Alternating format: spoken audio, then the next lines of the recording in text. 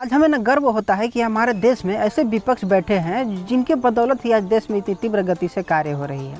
तो सबसे पहले मैं धन्यवाद देना चाहता हूं राहुल गांधी को, केजरीवाल को, अखिलेश यादव को और ओवैसी जैसे लोगों को, जिन्होंने सरकार को हुर हुर कर कार्य करने के लिए प्रेरित किया तथा उनके ही बदौलत आज देश में इतनी तीव्र गति से कार्य हो रही है, विकास हो रही है। तो जैसे कि मोदी ने बोला, भाजपा ने बोला कि हम राफेल लाएंगे, तो इसी तरह से इसका नाम सुनते ही, राफेल का नाम सुनते ही विपक्ष वाले क्या करने लगे, शोर मचाना शुरू किए कि कैसे लाओगे, कब लाओगे, ला कर दिखाओ इत्यादि अनेक तरीके से बात करने लगे। तो मजबूरी में क्या किया कि सरकार को इसे लाना पड़ा। इसी तरह से सरकार ने बोला कि सीए लाएंगे, 370 हटाएंगे, पाकिस्तान में एयर स्ट्राइक करेंगे और अनेक प्रकार के ऐसे बोला। तो फिर पुनः विपक्ष ने शोर मचाना शुरू कर दिया कि कैसे करोगे, कर कर दिखाओ, जल्दी करो, कब करोगे, ऐसे ऐसे करके। तो फिर मजबूरी में इन सभी चीज़ों को धीरे धीरे सरकार को निपटाना पड़ गया।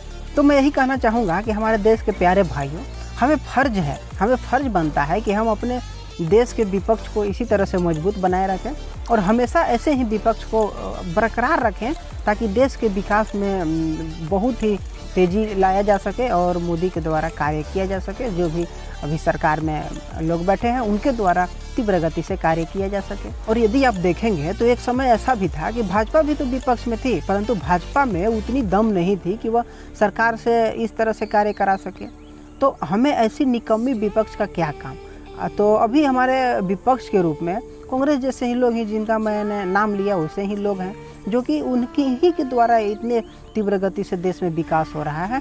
और मैं तो भाजपा को श्रेय नहीं देना चाहूँगा, मैं श्रेय देना चाहूँगा विपक्ष को कि जिस विपक्ष ने इतनी अच्छी से कार्य करवा रहा है, हुर हुर कर सरकार को कार्य करवा रही है। और सबसे बड़ी बात कि हम धन्य हो गए हैं, हमारी इस पीढ़ी के लोग धन्य हो गए हैं जिनके ही समय में राहुल गांधी जैसे कर्मठ नेतृत्वकर्ता, जुझारू ऐसे व्यक्ति प्राप्त हुए जिनको विपक्ष में रहने का सौभाग्य प्राप्त हुआ। और मैं समझता हूँ कि यह हमारी सौभाग्य और किस्मत की बात है कि ऐसे विपक्ष से हमारा मुलाकात हुई और ऐसे विपक्ष हमारे देश में खड़े हैं जिनके द्वारा आज देश में इतनी प्रगति के राह पर चल रहा है। और मैं ये भी कहना चाहूँगा ना कि हमारे जो देश में विपक्ष में जो लोग बैठे हैं वो दुनिया के सबसे शक्तिशाली लोग हैं जिनके द्वारा आज इतनी अच्छी से काम करवाई जा रही है। और मैं समझता हूँ कि अगर यदि ऐसे विपक्ष नहीं होती हमारे देश में तो सरकार में जो लोग बैठे हैं जैसे मोदी जैसे लोग हैं वो शायद ठंड मारकर बैठ गए होते और काम नाम के कोई भी चीज़ नहीं करते। और इसीलिए जब प्रधानमंत्री मनमोहन सिंह थे इसीलिए वे कुछ नहीं कार्य करते थे, क्योंकि उस समय बीजेपी विपक्ष में थी और बीजेपी के द्वारा वैसे कार्य हुर हुर कर कराया नहीं जाता था। तो इसीलिए कांग्रेस कुछ कार्य नहीं की देश के लिए उस टाइप से जैसा होना चाहिए था, और जैसे आज तीव्र गति से देश में कार्य हो रहा है वैसा नहीं हो पाया। तो ये सबसे बड़ी गलती थी उस समय की विपक्ष की, भाजपा की गलती थी कि भाजपा उस समय सरकार से विपक्ष में रहते हुए कार्य नहीं करा सकी। तो दोस्तों, यदि आपको हमारी बात अच्छी लगी हो तो थोड़ा चैनल को सब्सक्राइब कर लीजिएगा।